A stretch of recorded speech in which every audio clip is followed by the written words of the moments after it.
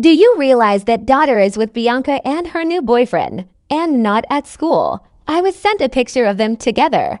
Yes, I am aware. Bianca is doing great, and she is clean, so I don't see the harm in letting her spend some alone time. She's going to be staying clean this time. I understand that you are optimistic about this, and I have no control over what you do with daughter. But please ensure that son is not left alone with Bianca during your time. I am aware of this. I would never break the order like that, especially not right before the final custody hearing. But you do not understand that circumstances are different now.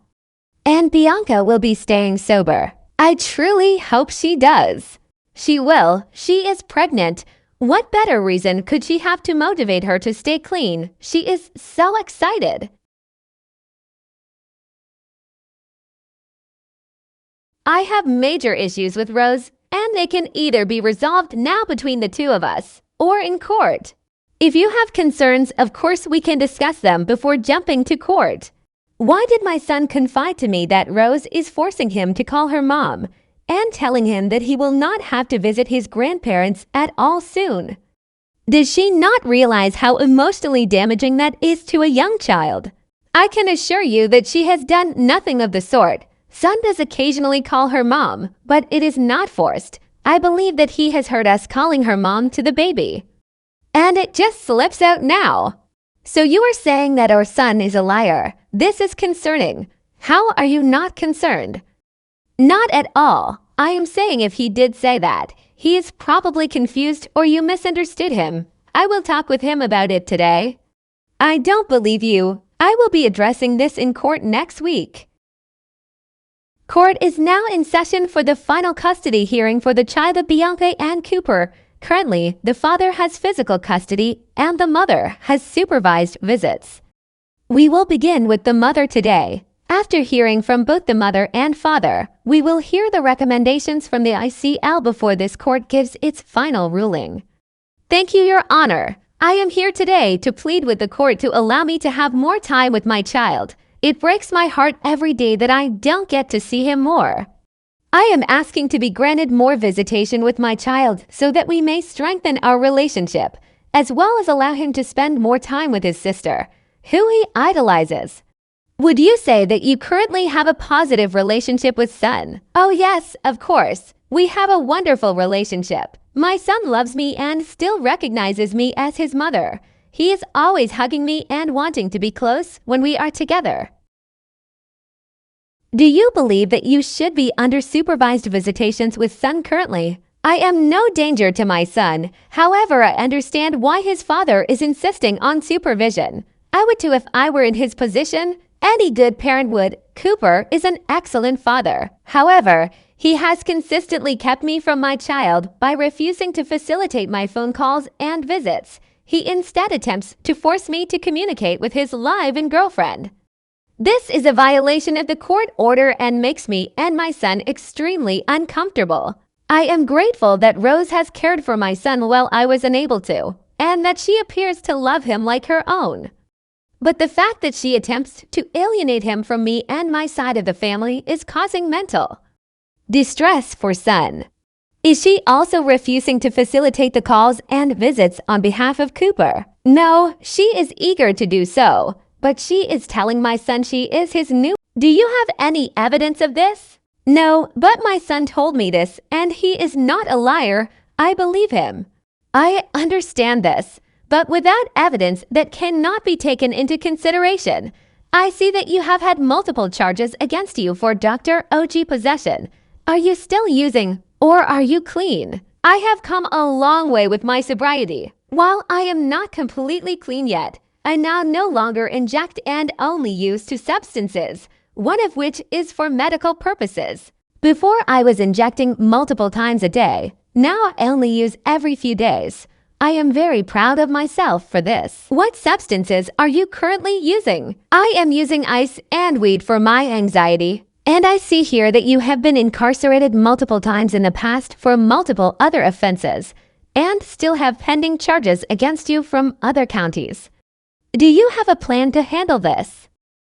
Yes, Your Honor, I have plans in motion currently to have all outstanding charges handled. That has no bearing on my ability to parent my children. I also have major concerns about Cooper's inability to communicate with me regarding any issues pertaining to Son.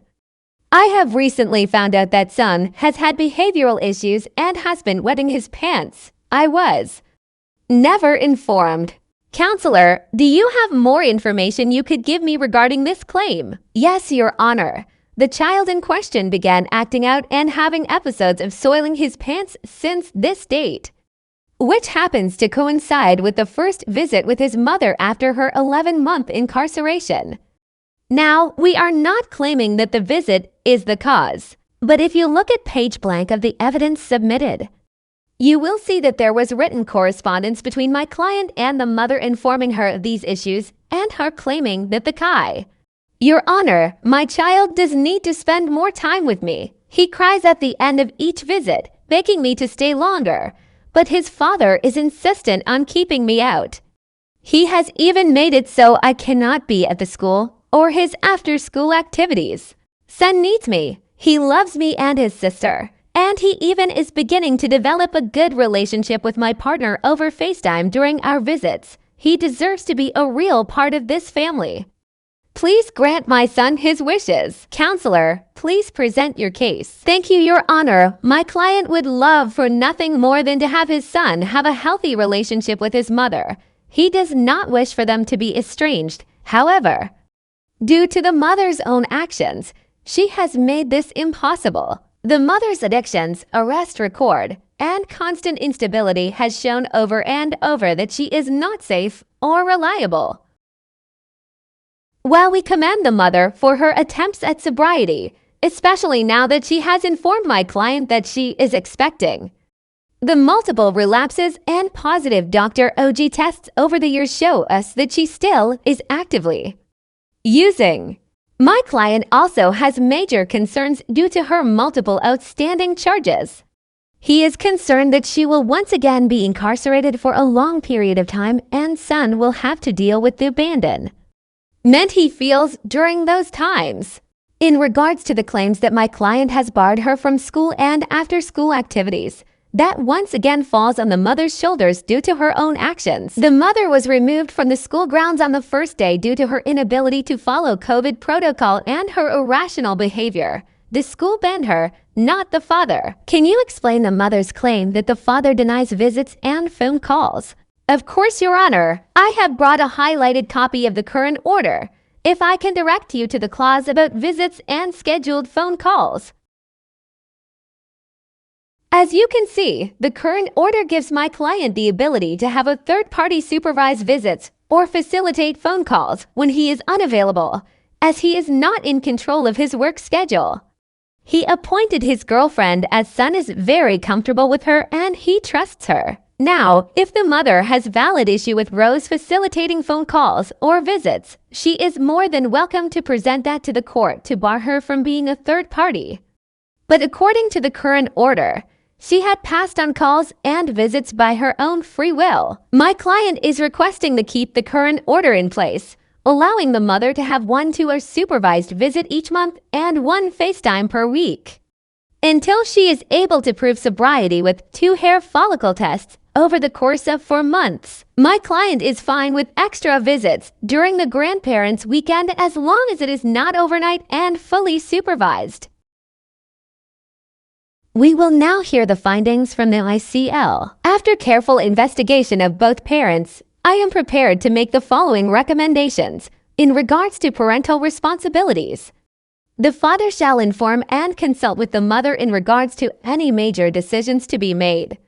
For Son, he is to listen and take her opinions into consideration before making his final decision. He is to inform the mother of the final decision he makes in these matters. The father should remain the sole caregiver for all matters for Son. The mother should retain 1 supervised to our visit on a Sunday agreed upon by the parties. This visit shall be supervised by either the father or at the supervision center to avoid conflict. All visits with the mother shall remain fully supervised until a time where the mother is able to provide for hair follicle Dr. 0 grams tests consecutively.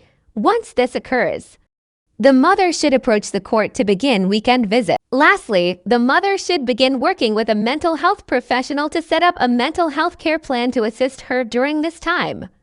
It is clear that she is struggling and she should not have unsupervised time with son. Regardless of sobriety, until her mental health is improved, the mother should submit these plans to the court and the father, and should submit this order to her doctor every 3 months. The doctor overseeing the mental health care plan should submit a letter confirming she is still receiving treatment. In the event that the physician has reason to believe the mother is a threat to herself or others, they are to immediately notify the maternal grandparents, and the father, and visits should be immediate.